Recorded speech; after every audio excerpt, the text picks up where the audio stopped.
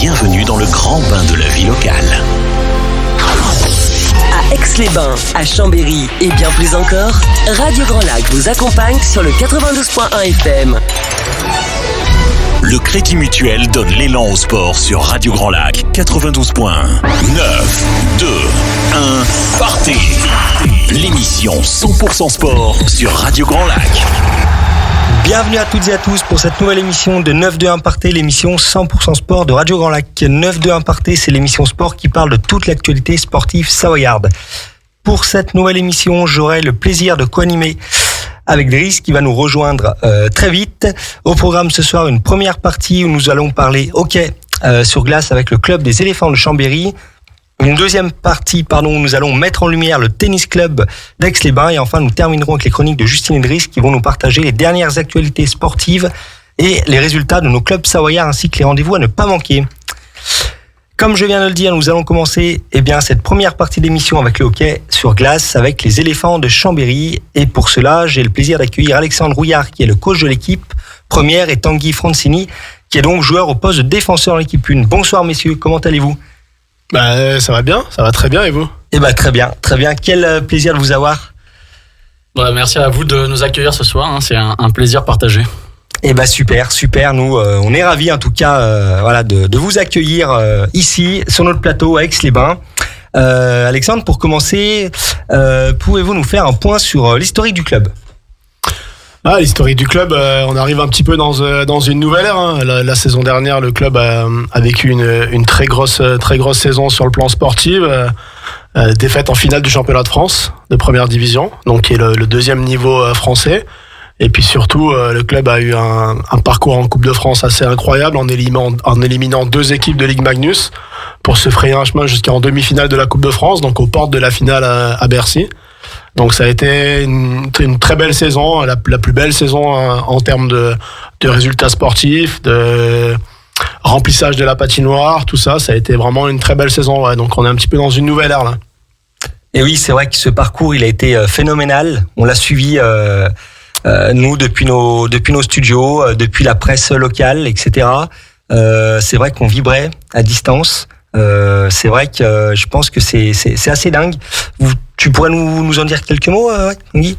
C'est vrai que la saison dernière était une saison exceptionnelle, mais c'est le fruit de 3 années de travail où on a construit un projet sportif sur 3 ans avec un staff qui s'est complété aussi d'année en année, beaucoup de professionnalisme pour arriver à une saison dernière, assez exceptionnelle, une demi-finale de Coupe de France pour une équipe de D1, c'est assez rare. Et puis une finale perdue à Nantes en match 5. On allait chercher le match 5 chez eux. On était en terrain hostile, c'était compliqué, mais c'est vrai que c'est des souvenirs à vie pour tous les joueurs qui ont vécu cette saison. Ouais, j'imagine que c'est assez énorme. C'est gravé pour le club et pour les joueurs et pour le staff présent et même pour l'ensemble des bénévoles, salariés, excusez-moi, qui œuvrent dans l'ombre également aussi. C'est vraiment le travail d'un groupe qui paye et c'est chouette. Tu peux nous présenter un petit peu ton parcours au niveau de tes débuts, comment tu en es arrivé à être joueur professionnel ? C'est ça, alors moi j'ai commencé le hockey à 3 ans et demi. Mon papa faisait du rink hockey à Aix-les-Bains, j'ai essayé, ça m'a pas plu, je préférais la glisse. Donc j'ai atterri à la patinoire, j'ai toujours joué à Chambéry.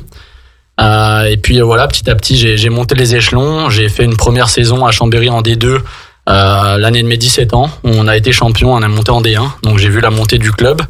Et puis ensuite, j'ai vu l'arrivée de Grenoble, qui a vraiment professionnalisé la structure. Et maintenant, depuis, si je dis pas de bêtises, 5 ou 6 ans, il y a vraiment une très grosse évolution dans le professionnalisme du club, dans la qualité des joueurs qui rejoignent Chambéry. Je pense qu'aujourd'hui, Chambéry s'est fait un nom dans le championnat de D1 en France. Et pour aujourd'hui, évoluer avec Alexandre et toute la nouvelle équipe et repartir pour une saison de plus. Ah oui, parce que Alexandre est le nouveau coach. Ouais. Si je dis pas de bêtises, tu peux nous en dire un peu plus du coup, toi, sur ton parcours en tant qu'entraîneur du coup. Ouais, moi je suis originaire de Brégançon, donc j'ai joué à Brégançon. J'ai fait une saison à Chambéry il y a 18 ans, à peu près 17-18 ans. Mais j'ai commencé à entraîner à Brégançon, les très jeunes. Et puis après, je suis parti pendant 7 ans à Strasbourg où j'étais en charge du pôle espoir là-bas et du centre de formation. J'ai travaillé aussi les 5 dernières années, j'étais entraîneur adjoint de l'équipe de France des moins de 20 ans. D'accord. Et donc c'est ça un petit peu qui m'a qui m'a permis de connaître un petit peu les jeunes joueurs ici du centre de formation, pour les avoir côtoyés en équipe nationale. Et puis voilà, j'ai accepté le projet de venir ici, de relever ce challenge, parce que c'est un gros challenge. Une équipe de très jeunes joueurs, quasiment que des joueurs de moins de 20 ans, avec quelques joueurs étrangers qui ont 24, 25, 26 ans, entourés par des joueurs comme Tanguy, un petit peu plus d'expérience, et puis de relever ce challenge-là, de faire évoluer cette équipe de jeunes dans ce championnat qui est très relevé. C'est très compliqué, mais en tout cas, c'est ce à quoi on s'attelle chaque jour, et puis jusqu'à maintenant, on en parlait avec Tanguy en voiture pour venir, tout se passe très bien jusqu'à maintenant, il y a vraiment je pense, de belles choses qui nous attendent. Mais la saison sera longue, et puis avec un effectif très jeune, il va falloir voir un petit peu comment on va avancer.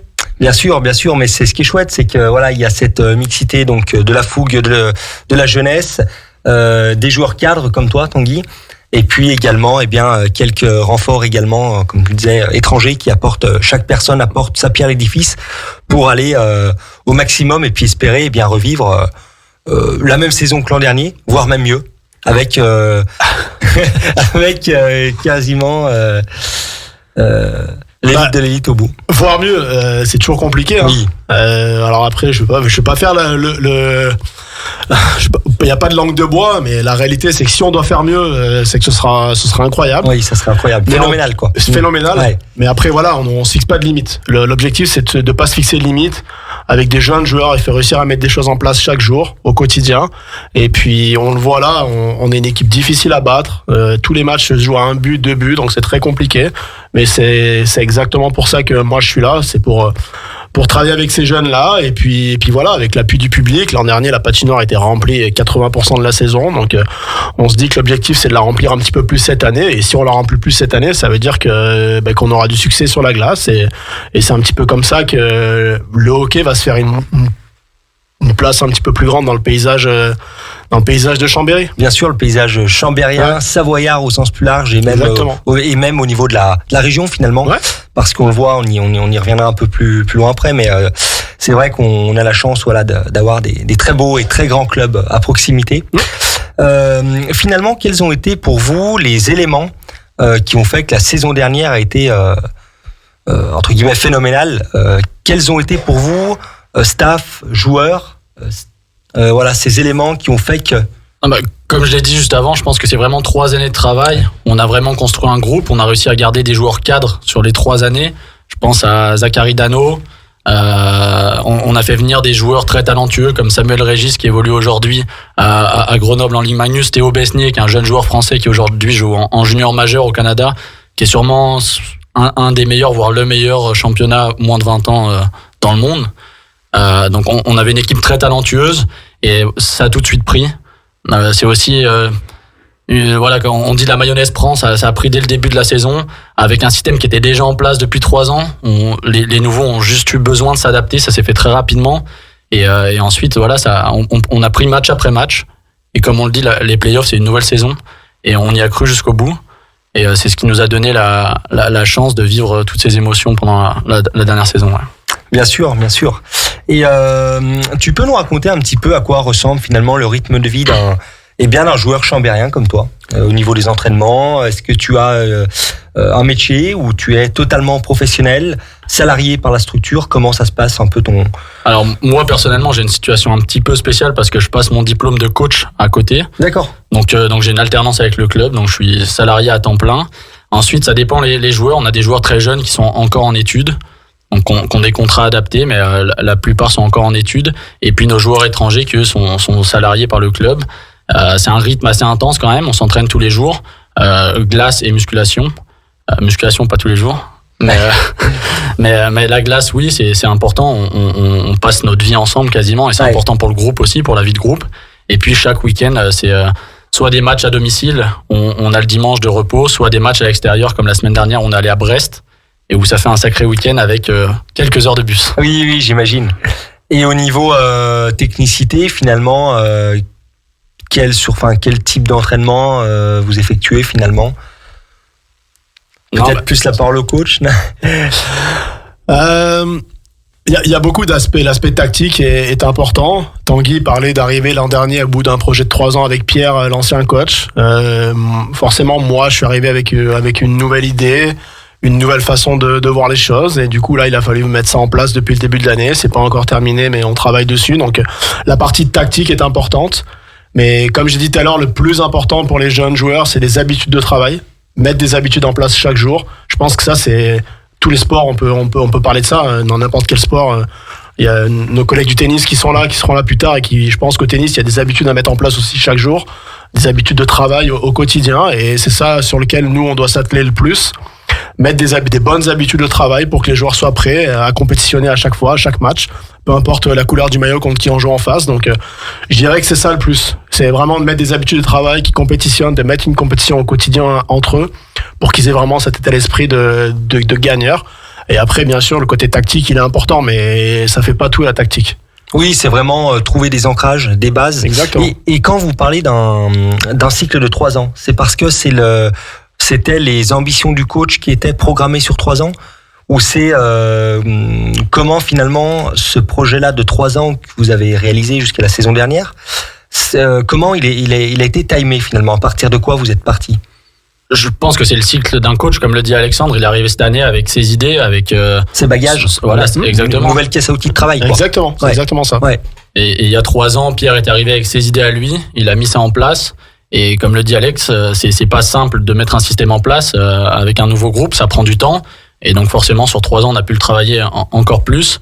Et puis il y a tout l'aspect aussi professionnalisation. Ça passe par les bénévoles, comme vous l'avez dit, la communication, le groupe, en gardant des joueurs sur plusieurs années. Et voilà, là c'est un nouveau cycle qui commence. Et j'espère qu'il sera aussi réussi que celui d'avant. Oui, c'est vrai qu'arriver à fédérer, à entraîner dans son sillage, je dirais le plus de joueurs dont les qualités, eh bien, elles collent au projet, etc., au projet du club, au projet du coach, au projet tactique, et puis aux valeurs aussi. Je pense que je ne connais pas le hockey, mais je pense qu'il y a de très belles valeurs humaines, en tout cas. Bah, on essaie, en tout cas. C'est la base, hein. C'est la base de tout. Et quand tu fais un sport collectif, là, aujourd'hui, on a un vestiaire qui parle anglais à 90%. On a quelques très jeunes joueurs français qui ont un peu de mal encore avec ça, mais aujourd'hui on a un vestiaire qui parle anglais, on a des Américains, des Canadiens, un joueur finlandais, donc que des étrangers, des nouveaux joueurs. On a seulement 2 joueurs qui sont revenus de la saison dernière. Donc voilà, c'est une nouvelle culture à mettre en place, qui comprennent là où ils sont tombés, un nouveau rythme de vie aussi pour eux, une nouvelle culture même sociale. Bien sûr. Parce que vivre à Philadelphie comme notre gardien et puis vivre à Chambéry, c'est pas la même chose. Et donc tout ça, c'est des éléments qu'il faut prendre en compte dans le process en fait. Donc, voilà, donc c'est tout ça, c'est des choses en fait qu'on peut pas voir de l'extérieur, mais en tout cas, nous on essaie de s'atteler à ça chaque jour. Et du coup, comment vous accompagnez finalement, je dirais, l'intégration de ces nouveaux joueurs? Vous avez peut-être, est-ce que vous avez des personnes en plus dans le staff? Ça, c'est le boulot de Tanguy, ça. Tanguy, c'est le gars de Chambéry. C'est le cadre de l'équipe. Exactement. Qui connaît toutes les bonnes adresses. C'est ça. Ouais. J'ai grandi à Chambéry, donc c'est vrai que c'est important pour moi, chaque début de saison, d'intégrer les nouveaux joueurs. Il faut le plus rapidement possible qu'ils se sentent comme à la maison. S'ils se sentent bien chez eux, s'ils se sentent bien tous les matins dans l'entraînement, ils performeront plus sur la glace. Donc ouais, c'est important, mais c'est des petites choses. C'est voilà, leur faire découvrir un petit peu la région, parce qu'on a la chance d'être dans une belle région. Le lac du Bourget, le Revard, toutes ces zones-là. Et puis voilà, aussi leur filer un coup de main sur tout ce qui est démarche à faire en début de saison. C'est aussi leur simplifier la vie. Pour nous, ça paraît rien, mais pour eux, c'est pas si simple que ça. Ouais. Donc c'est des petits détails qui, pour moi, peuvent faire beaucoup de différence. Oui, puis c'est vrai qu'il y a ce côté local, être local de l'étape, comme on dit dans le vélo. C'est vrai qu'il se ressent énormément dans les sports pro ou même locaux, finalement à tous les niveaux, mais d'autant plus professionnels, quand voilà, il y a l'arrivée de joueurs étrangers ou simplement des joueurs d'autres régions. C'est vrai que c'est quand même plaisant de se sentir bien accueilli, quoi. Bah, c'est comme si on était à la maison, quoi. C'est ça, c'est la culture du club qui est importante. Aujourd'hui, celui qui peut parler du club de Chambéry à Chambéry, c'est lui. Ouais.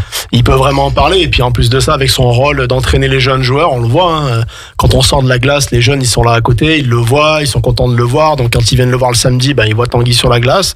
Et donc voilà, ça fait partie du truc. Les gamins le voient sur la glace, ils le voient en train de jouer, ils le voient comme coach de partout. Et puis c'est comme ça qu'on peut arriver à inculquer des bonnes valeurs aux petits et puis de développer cette culture du club.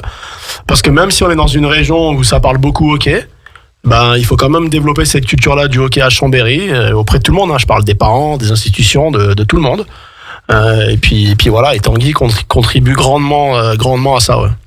Oui, c'est vrai que je pense que c'est vraiment assez prenant finalement de s'investir, notamment auprès des jeunes. C'est important, je pense qu'il faut pas oublier quand nous on avait leur âge, on avait 4-5 ans et qu'on venait voir les joueurs le samedi soir, ça a beau être de la D2, de la D1, de la Ligue Magnus, on n'est pas Kylian Mbappé, mais pour un enfant de 4 ans, quand il nous regarde, il a des étoiles dans les yeux. Et donc tout ce qu'on peut leur rendre, c'est essayer de les faire rêver au maximum. Et si on peut les accompagner à arriver à leur meilleur niveau à eux, peu importe le niveau, faut faire tout ce qu'on peut, quoi. Oui, non, mais c'est vrai que j'aime bien cette philosophie de pouvoir rendre entre guillemets bien ce qu'on nous a apporté, que ce soit des valeurs, de l'entraînement. Et puis finalement ton parcours il est aussi inspirant parce que toi tu es passé par ce chemin-là sur cette même patinoire finalement, Buisson-Rond. Si je dis pas de bêtises. C'est ça, ouais, exactement. Et finalement, cette structure, tu la connais. Enfin bref, ça a été ton parcours et je pense que ça a du sens pour toi en tout cas. Ouais, je sais pas s'il est inspirant, mais si en tout cas ça peut aider des jeunes à atteindre leurs objectifs et à évoluer dans l'équipe de Chambéry plus tard ou dans d'autres clubs en France, dans le hockey professionnel, c'est tant mieux. Et en tout cas, on leur souhaite en tout cas. Et est-ce que le club il participe alors oui, par le biais des entraînements, mais est-ce que vous avez une structure, on va dire, de centre de formation au niveau de Chambéry même, ou comment se passe votre détection de joueurs, on va dire, élites dans le club des éléphants de Chambéry? Je vais commencer moi, Tanguy, parce que moi je viens pas d'ici, mais la culture, le développement des jeunes joueurs, en fait, il est très, on va dire, local. Le jeune joueur qui habite pas très loin de Chambéry, qui veut faire du hockey, il va à Chambéry. Mais après, ce qui est important, c'est que chaque club soit à la bonne place et il sache exactement pourquoi il est là, en gros, dans le cheminement des joueurs de hockey. Nous, des patinoires, il n'y en a pas 50 000. Et donc, clairement, aujourd'hui, quand un joueur il vient à Chambéry, ce qu'il faut, c'est essayer de recruter le plus de jeunes possible en bas pour les garder, pour grossir la pyramide, le socle de la pyramide. Ça, c'est commun, je pense, à tous les sports. Mais si je me trompe pas, Chambéry a un sport-études, a des sections sportives où des jeunes ont des horaires aménagés pour venir s'entraîner en plus que les entraînements en club. Et puis voilà, c'est ça le plus important, c'est de réussir à motiver des joueurs à rester, des parents aussi qui ont envie d'investir et vraiment de donner l'opportunité à leurs enfants de faire ça. Après, sur le côté du recrutement, aujourd'hui, par rapport aux années d'âge sur lesquelles on est ou qui est à Chambéry, il n'y a pas de recrutement dans les autres clubs ou des choses comme ça. Je pense que c'est encore trop jeune. D'accord, ça. Ok. Ça reste en recrutement en interne qui se fait. Par rapport à la D1, ça va plus être avec le centre de formation de Grenoble.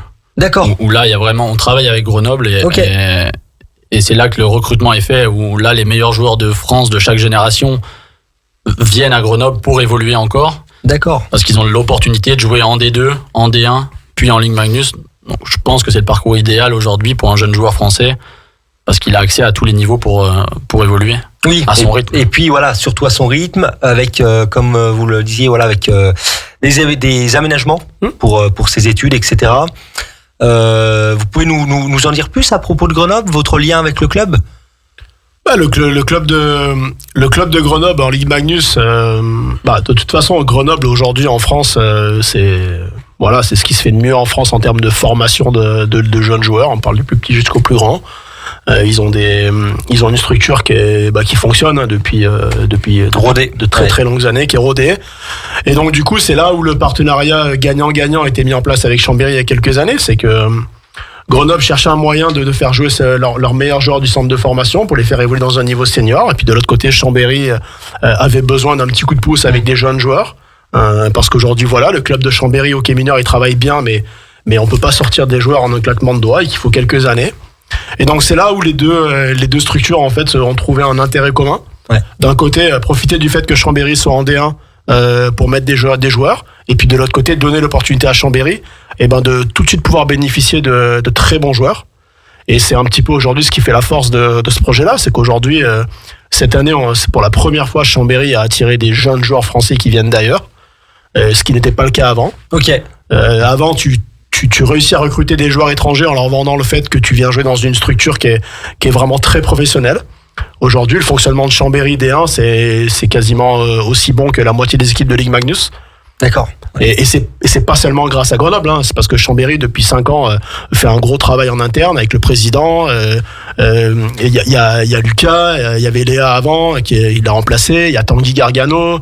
Voilà, il y a un gros staff autour de ça. On n'est pas seulement nous, il y a un gros staff tout autour. Et c'est grâce à ça, du coup, ils ont réussi à s'entendre et à mettre un petit peu les idées ensemble pour faire grandir ce projet-là. Et aujourd'hui, l'un ne peut pas fonctionner sans l'autre. Et c'est la réalité. C'est la réalité de notre projet. Et puis, si je vais plus loin de ce que j'ai pu entendre la saison dernière sur les playoffs, c'est que ça fait un petit peu des envieux. Parce que quand une équipe de très jeunes joueurs se déplace et puis qu'elle arrive à gagner, qu'elle arrive à passer un tour de playoff, ça fait pas forcément plaisir à tout le monde. Mais c'est notre réalité à nous, c'est notre projet, et puis on en est fiers. Et puis voilà, c'est Chambéry qui est porteur de ce projet-là. S'il pourrait pas fonctionner sans Grenoble, et Grenoble pourrait pas fonctionner sans Chambéry là-dessus. Et c'est un ticket gagnant pour les deux, je pense. Une symbiose, bien sûr. Exactement. On peut parler un point sur les projets du club pour déjà peut-être cette saison et puis les saisons à venir, un peu les grandes lignes.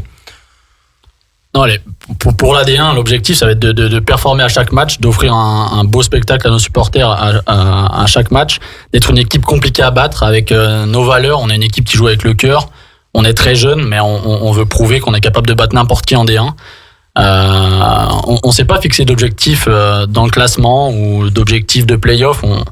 On voit un petit peu la saison au jour le jour. Et on veut donner notre maximum chaque semaine. Ça se voit à l'entraînement, on travaille dur chaque jour, on arrive avec le sourire. Il y a une très bonne ambiance dans l'équipe aujourd'hui. Et je pense qu'on a eu un bon début de saison. On a eu quelques blessés, on a réussi à aller chercher une victoire quand même à Villars, à Brest. C'était pas passé loin, mais voilà, on espère qu'il y aura encore du monde samedi soir et que on va ramener la victoire à nos supporters contre Meudon. Oui, parce que dès samedi, il est vrai qu'au niveau de la patinoire Buisson-Rond, il y a un match qui arrive à grands pas. Comment vous le sentez, celui-là ? En termes, du moins sur le papier, vis-à-vis de l'équipe que vous avez en face, et des sensations actuelles de cette semaine, etc., etc. De toute façon, c'est ce qu'on se disait en venant. Tous les matchs se jouent à 1 but, 2 buts. Donc c'est très serré. On l'a vu, le premier match, on joue contre Caen, qui est une des équipes top de cette ligue-là. On mène 4-1 dans le milieu du match et on réussit à le perdre 5-4. Voilà, c'est la réalité d'une équipe de jeunes joueurs qui manque encore un petit peu d'expérience. Mais en tout cas, sur le papier, là, c'est difficile de parler parce que on récupère 3 joueurs blessés, puis on en a peut-être reperdu un aujourd'hui, donc on sait pas trop. Mais en tout cas, oui, sur le papier, on a tous les éléments en main et pour aller chercher une victoire samedi soir. Mais voilà, les matchs sont tous très serrés et c'est ce qui fait aussi la beauté de ce championnat, c'est que l'an dernier, Chambéry est avant-dernier au mois de décembre et Chambéry termine vice-champion de France 4 mois plus tard. Donc voilà, c'est un championnat qui est complètement dingue. Ouais. Ah, mais c'est ce qui est chouette à suivre. En tout cas, nous, je peux vous dire que c'est palpitant, quoi. Et une petite question, comment finalement elle est l'ambiance sur la patinoire lors des matchs, parce que c'est vrai que c'est assez vu des tribunes, je dirais, c'est assez, comment dirais-je, brusque entre guillemets. Et finalement, comment ça se passe entre joueurs finalement? Non, c'est vrai que c'est un sport intense. Déjà, les supporters, on a plus de 800 personnes à chaque match, donc quand on rentre sur la glace, on sent ce 7e joueur, j'ai envie de dire, avec le gardien qui nous pousse. Et ensuite, entre nous, les joueurs, c'est vrai que c'est intense. Il peut y avoir quelques noms d'oiseaux qui volent pendant le match.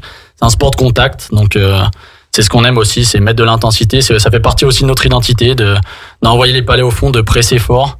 Et ouais, c'est un sport qui est agréable à regarder et palpitant, comme vous dites. Oui, non, mais c'est vrai qu'on ressent vraiment cette énergie, en tout cas ce dynamisme, qui est vraiment intéressant et qui donne envie, en tout cas, de regarder des heures, ce genre de match. Et un petit point pour finir. Finalement, on voit que vous avez le club au niveau chambérien. Comment finalement vous misez sur cette ferveur, sur cet engouement pour optimiser davantage et avoir finalement des taux de remplissage entre guillemets de salles aussi denses finalement. Est-ce que c'est le parcours de l'an dernier? Est-ce que c'est clairement, nous là aujourd'hui, on surfe un peu, on a surfé un peu sur la saison dernière. Le premier match on a fait un match de préparation contre Vaujany, quasiment guichet fermé. Ok. 1100 personnes. C'était jamais arrivé dans l'histoire du hockey à Chambéry. Cet été? Ouais. Ok. 1100 personnes là, de 17 septembre. 1100 personnes. D'accord. C'était jamais arrivé. Donc clairement là, on a vu qu'il y avait encore un engouement qui était là. Mais après je dis, et Tanguy va rigoler parce que je dis souvent ça, il faut entretenir la flamme, hein. C'est comme dans ton couple, hein. Faut entretenir la flamme et il faut donner envie aux gens de revenir tous les week-ends. On a eu 900 et 800 personnes sur les derniers matchs à domicile, donc il faut donner envie aux gens de venir. Il faut derrière que Lucas il fasse un bon boulot avec Tanguy, l'autre Tanguy de la com, pour faire connaître le club sur les réseaux sociaux, auprès des partenaires, tout ça, pour leur donner envie de venir. Et puis ensuite, il y a plein de choses qui leur sont proposées à la patinoire, plein de choses qui sont mises en place, hein, avec des petits salons au bord des balustrades, les nouvelles balustrades qui font beaucoup de bruit, qui participent un petit peu à l'intensité, et puis au côté un petit peu. En cop. Ouais. Ok. Ouais, Ok. c'est ça. Et puis du coup, ça rajoute un petit peu ça rajoute un petit truc. Ouais. Ok. Être au bord de la glace avec le bruit des plexiglas, tout ça, ça rajoute un petit truc. Et c'est aussi pour ça que les gens ils aiment le hockey. Donc c'est le boulot des joueurs et notre boulot à nous, le staff technique et les joueurs qui soient prêts et pour amener du monde. Et après c'est le boulot de la partie communication et marketing de continuer à faire comme ils le font, de faire bien connaître le club et pour qu'il y ait des gens qui viennent nous voir. Et oui, bien sûr, non, mais c'est vrai que souvent on le dit jamais assez, mais voilà, bénévoles, toutes les personnes qui sont dans l'ombre au niveau de la com, voilà, vraiment toute la strate salariale qui est en plus des joueurs, bien évidemment, qui sont en première ligne entre guillemets. C'est vrai que voilà, il y a vraiment du monde, les bénévoles également, les soirs de match, j'imagine. Ah, énormément. De bénévoles. Ouais. Moi, quand j'ai été annoncé ici, il y en a qui m'ont envoyé des messages sur les réseaux sociaux pour me souhaiter la bienvenue, des gens super sympas qui étaient vraiment, qui avaient hâte que ça recommence, et puis on les a vus pour premier entraînement, ils étaient là et tout ça, donc les gens, voilà, ça fait partie de leur quotidien, et puis heureusement qu'ils sont là parce que sans les bénévoles, on a la chance d'avoir des bénévoles très investis et qui nous soutiennent depuis plusieurs années pour certains, donc c'est vraiment plaisant, même pour nous les joueurs, on sent qu'on est soutenus tout le temps, même pendant la semaine ils viennent nous voir, nous entraîner. C'est exactement. Finalement une famille, et de tout âge, et bien sûr de tout âge. Ouais. Non mais génial, écoutez, voilà, en tout cas on va terminer cette première partie d'émission en vous remerciant, donc Alexandre, Tanguy, d'être venus à nos côtés pour remercier, pour mettre en avant, le club des éléphants de Chambéry.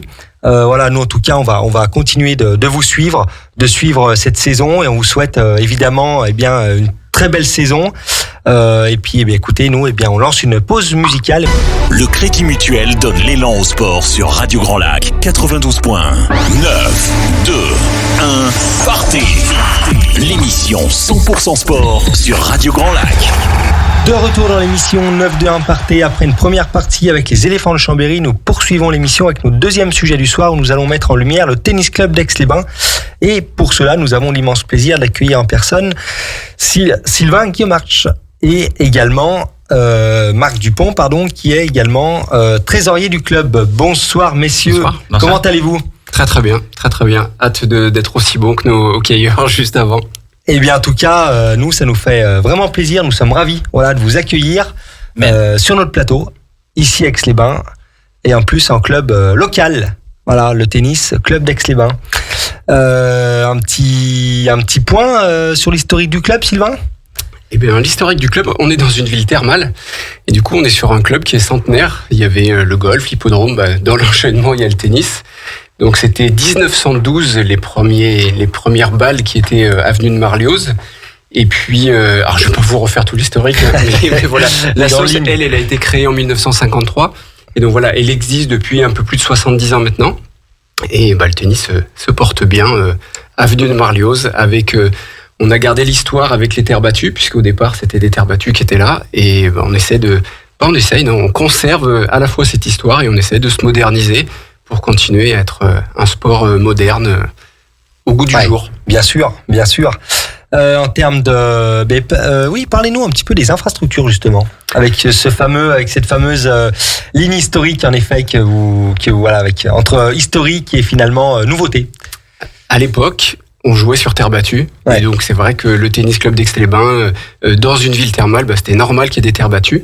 On a eu la réflexion avec les dirigeants, on s'est posé la question dans le cadre de la rénovation du club, qu'est-ce qu'on faisait? Est-ce qu'on se modernise en partant sur des surfaces plus dures, voilà, des terrains en résine? Et puis finalement, ça nous a semblé important de garder cette image de terre battue.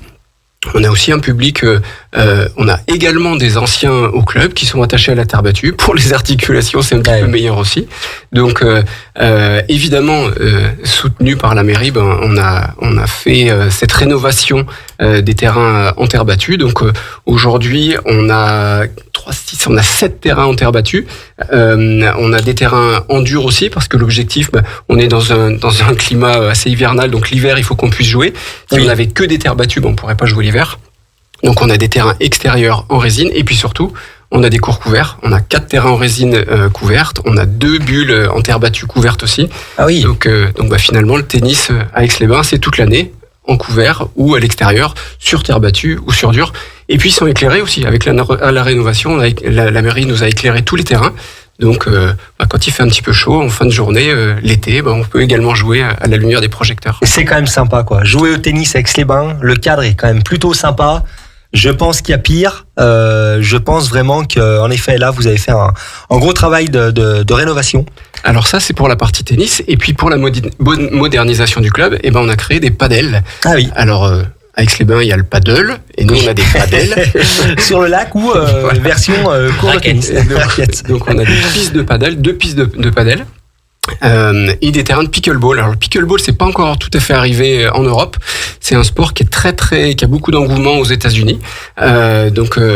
Sous l'impulsion de notre président, Thierry Tulane, qui voyage beaucoup, qui a vu ça aussi aux États-Unis, s'est dit, ça pourrait valoir le coup qu'on ait ça. Donc aujourd'hui, voilà, il y a du pickleball, il y a du paddle et il y a du tennis, évidemment, au club. Et une école de paddle. Et je peux même préciser, Sylvain, qu'on a une école cette année, pour la première année, en fait, au club. Ok, pour lancer une nouvelle dynamique, finalement, dans votre projet global. Le paddle, c'est un petit peu plus facile à jouer que le tennis, ce qui fait, c'est ce qui crée cet engouement aussi chez nous, en Europe, dans les pays du Sud. Il y a beaucoup de joueurs de paddle. Ça arrive en France, ça se développe énormément. Et donc, il y a des gens qui viennent jouer, mais après, pour les fidéliser, c'est aussi pouvoir leur donner des cours. Et finalement, le développement du club, il s'est orienté autour d'une diversification des activités et puis aussi une offre de services. Donc, une offre de services de cours de tennis, évidemment, mais aussi de cours de paddle. Parce qu'au niveau du paddle, il y a un championnat, il y a une ligue, non, pas encore, au niveau France. Oui, au niveau français, bien sûr, il y a des championnats par équipe, des championnats individuels. Nous, les infrastructures de paddle, elles ont été livrées au mois de décembre. Donc là, pour l'instant, on est dans le développement de l'activité paddle. On n'a pas encore d'équipes qui sont inscrites, mais bien sûr, ça fait partie des projets de pouvoir bientôt avoir des équipes de tennis qu'on a déjà et ensuite des équipes de paddle. D'accord, ok. Vous pouvez nous parler un petit peu des projets finalement à venir ou les projets actuellement qui sont en train de se déployer sur cette saison? Tout chaud sorti des tuyaux. On a l'ambition, on a rencontré la mairie qui est aussi qui semble ok pour nous accompagner là-dedans, c'est de créer un tournoi professionnel. Okay. Alors il y a eu un tournoi professionnel, on appelle ça un tournoi futur, il y a une vingtaine d'années sur Aix-les-Bains. C'est de relancer ça. On s'est rapproché de la Fédération française, de la Fédération internationale, et donc la semaine du 30 juin, on aura un tournoi pro féminin, $25,000, ça s'appelle. À ce niveau-là, on espère que ce soit autour de la 200e place mondiale à peu près que ça se gagne. Donc voilà, c'est vraiment un chouette événement pro à venir. Donc ça, c'est un tournoi classique, classique mais professionnel. Qui aura lieu, sur vos infrastructures. Bien sûr, sur les terres battues. Ok. Donc on va aménager aussi la structure pour pouvoir recevoir du public, avec des gradins, tribunes, etc. Tous ces tournois-là, ils sont aussi diffusés à la télé, alors les télés en streaming, mais voilà, c'est aussi une façon de faire connaître le club. Donc ça, c'est un premier gros projet, le projet pro. Et puis, on a eu la chance de recevoir l'équipe de tennis fauteuil cette année pour préparer les Jeux.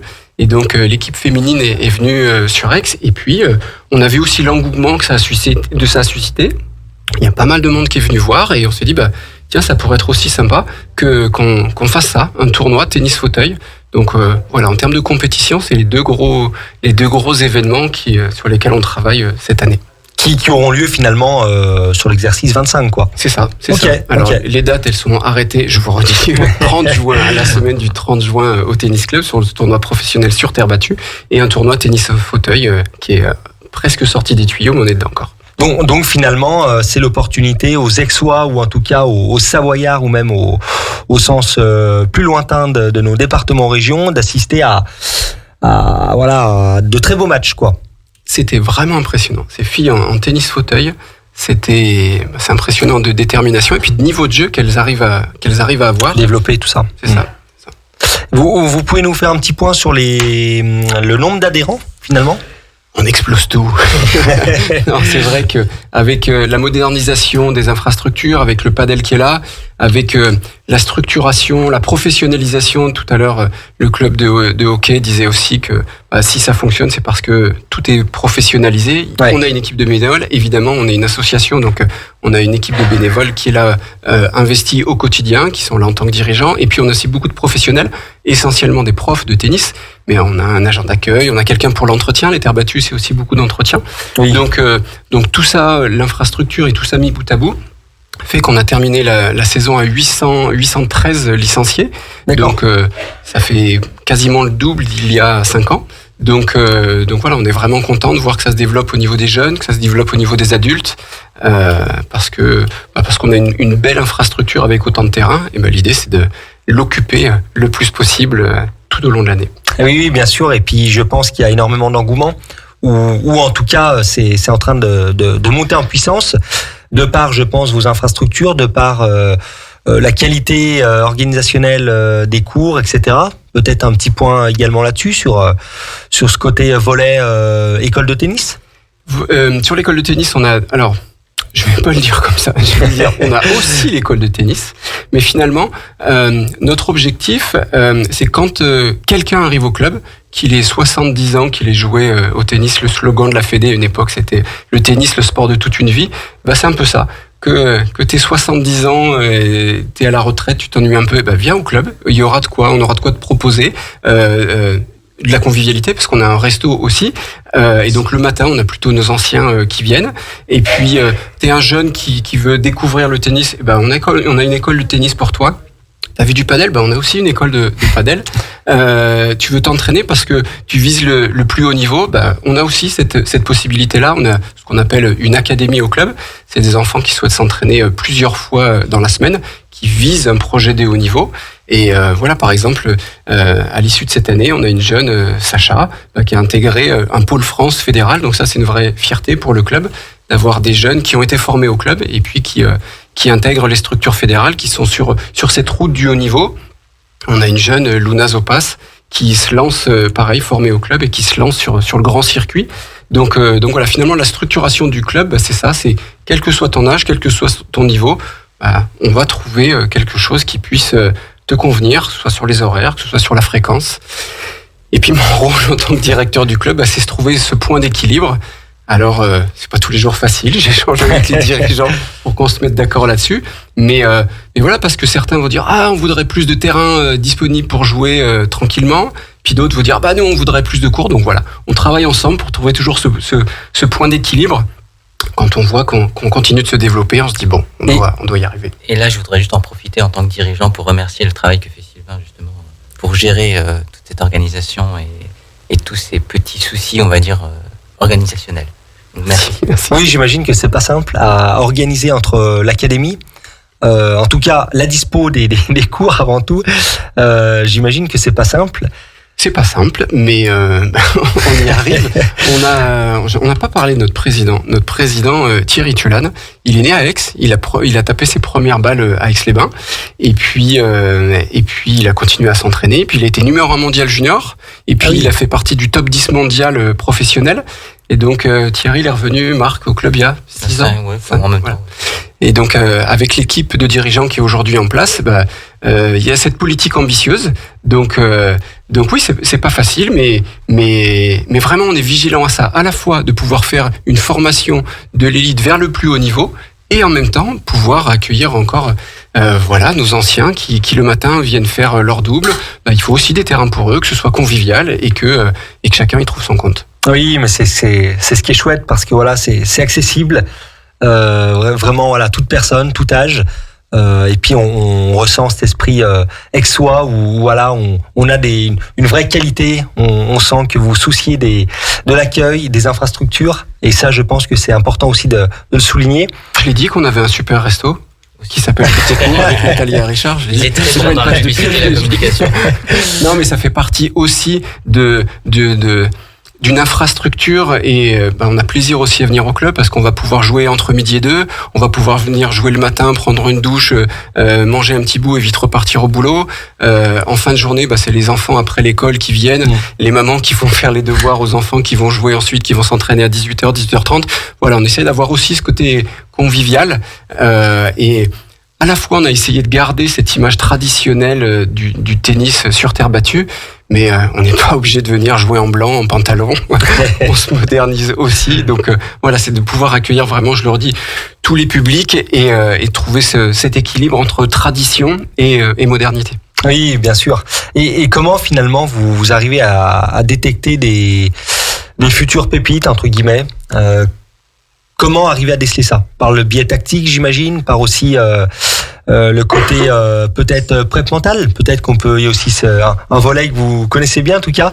Je pense que ça passe aussi par là. Je dirais que la première chose finalement, c'est est-ce que l'enfant se fait plaisir? Est-ce qu'il se fait plaisir en jouant une fois par semaine? Et puis ça peut être suffisant. Alors on est aussi vigilants tous, que ce soit dirigeants, que ce soit entraîneurs.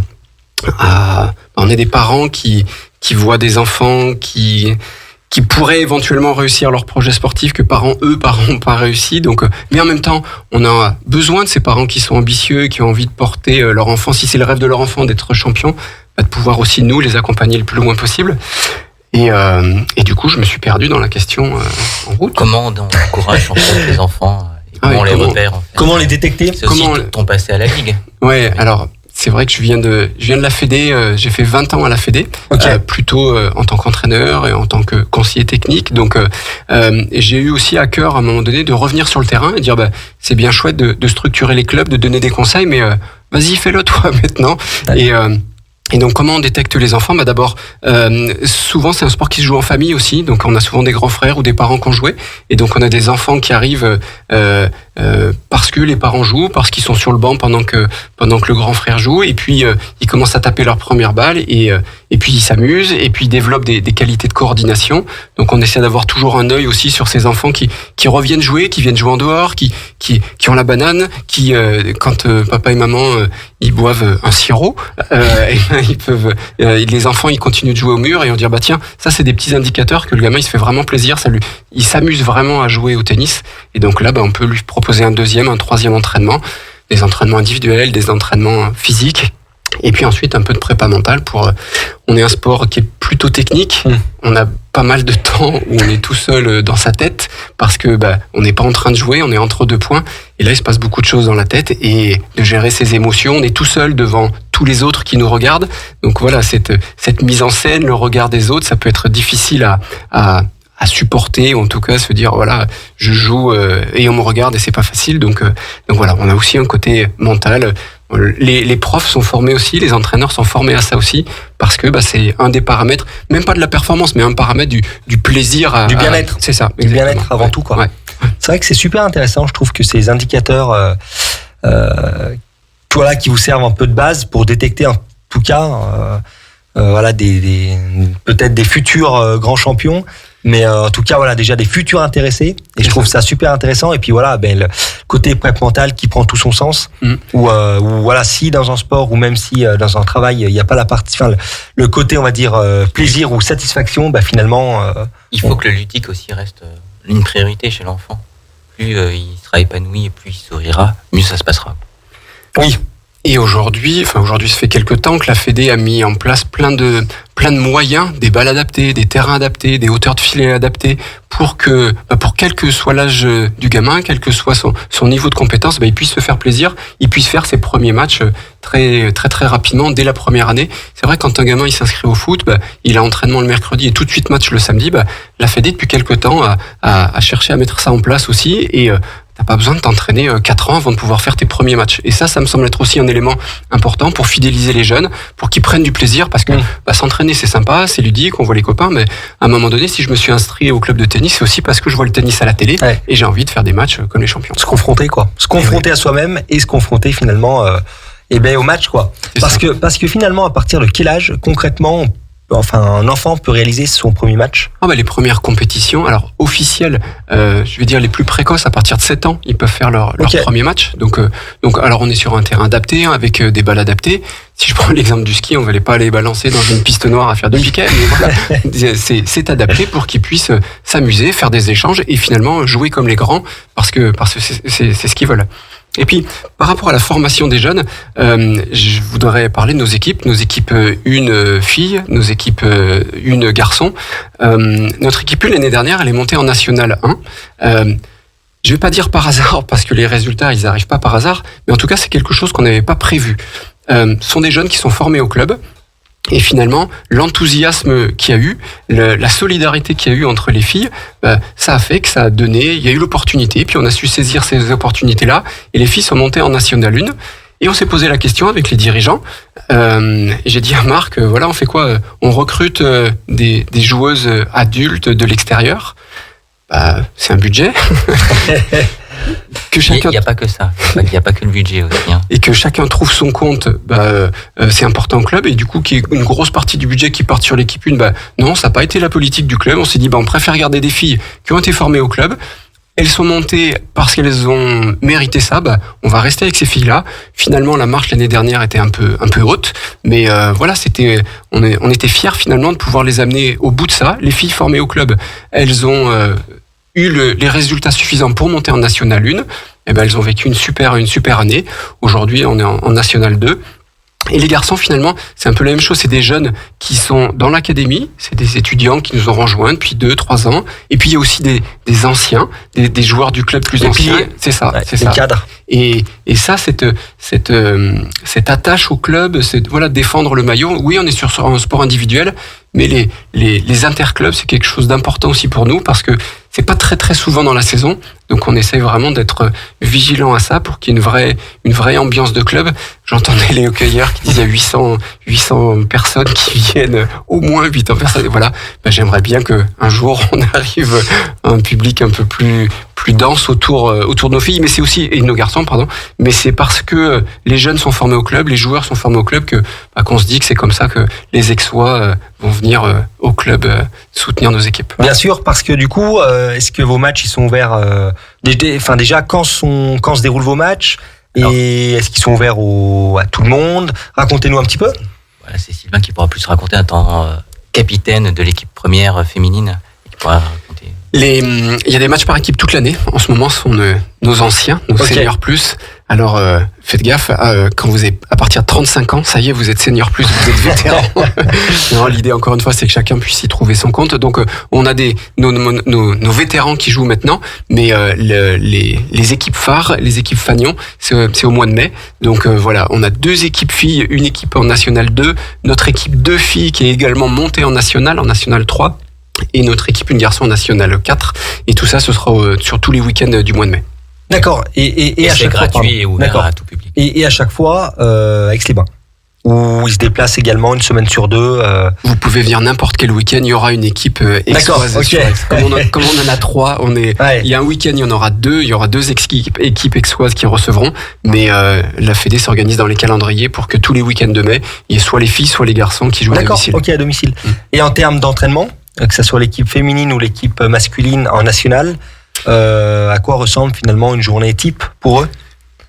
Soit c'est un ancien, un ancien coach, un ancien joueur qui va vivre un petit peu sur ses acquis, donc qui lui va surtout s'entraîner physiquement, qui va continuer à jouer régulièrement au cours de la saison. On a un de nos profs au club, Karl, qui est aussi joueur de l'équipe 1, donc lui il s'entraîne 2-3 fois dans la semaine, il joue toute l'année et finalement c'est de cette façon-là qu'il conserve son niveau. Et puis on a aussi des jeunes qui eux vont s'entraîner tous les jours, 1 à 2 fois par jour pour certains qui ont un projet vraiment ambitieux. Donc voilà, ça peut être finalement c'est du sur-mesure en fonction du niveau et du projet de chacun. Et oui, bien sûr. Et puis, des ambitions à moyen terme également, et puis des ambitions futures.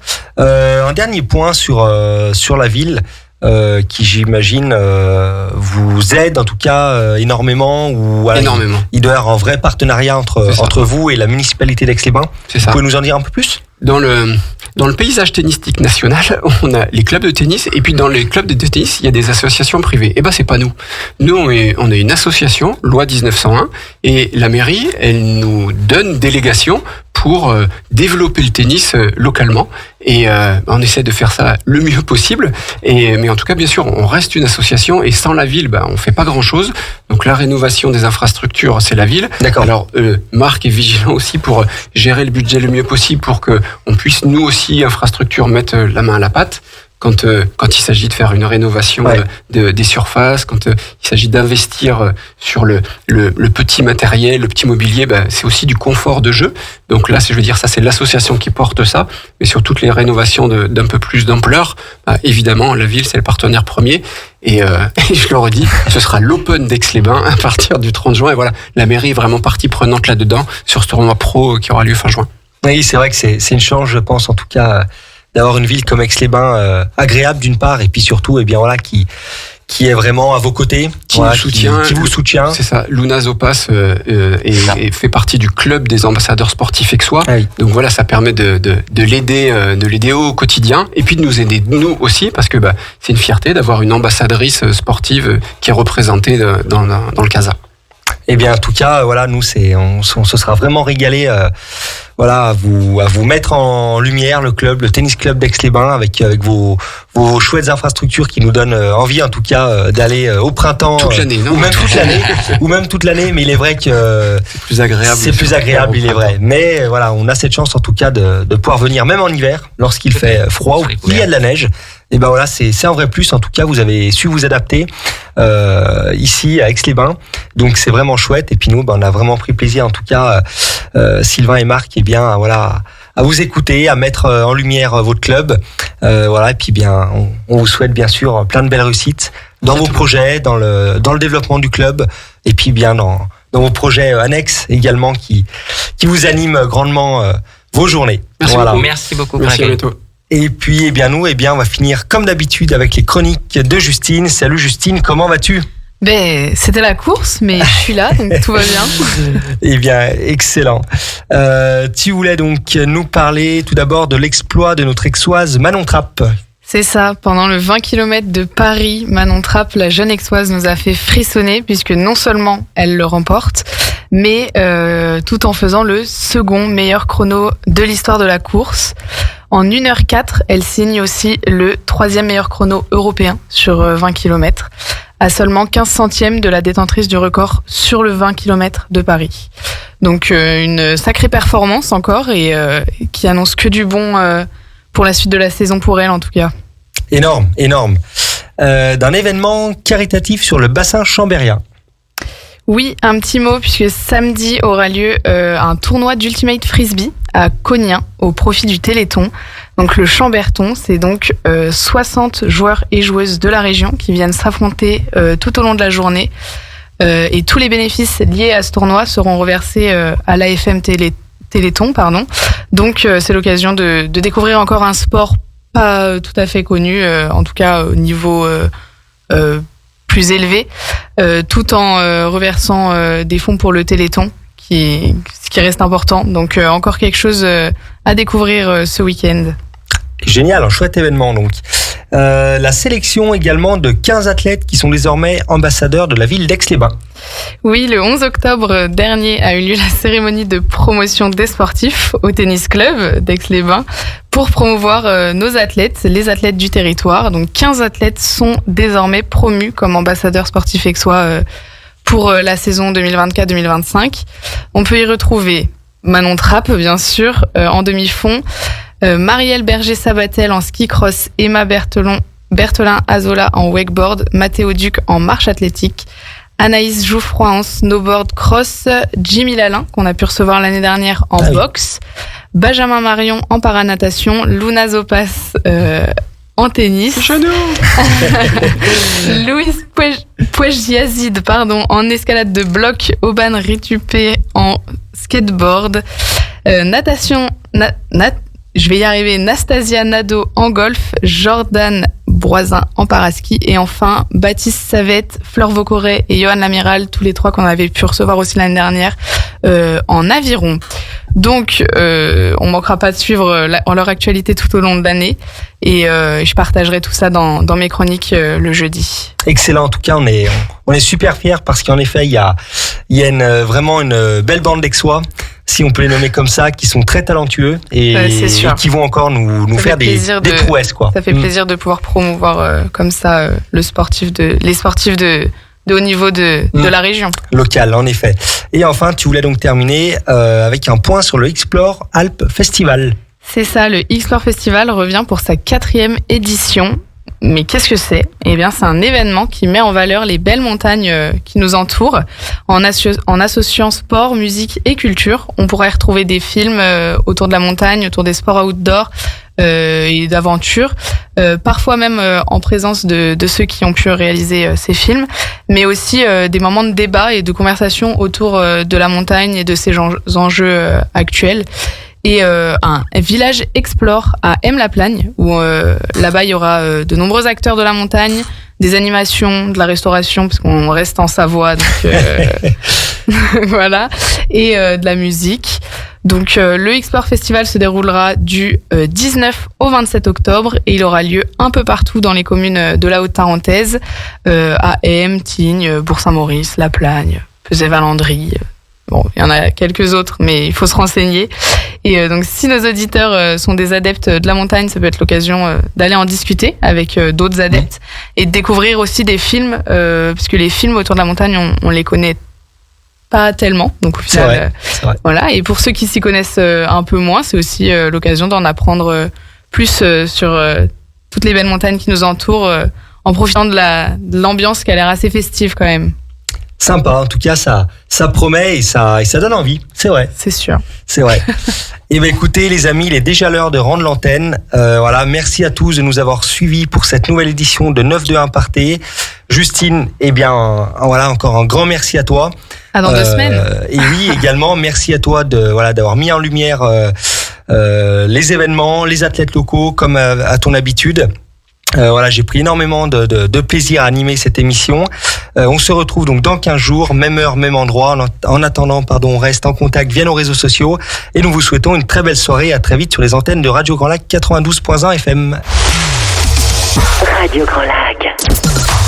Plongez dans le grand bain de la vie locale avec notre application 100% gratuite pour écouter votre radio préférée. Radio Grand Lac. Téléchargez-la dès maintenant et vivez l'expérience Radio Grand Lac où que vous soyez.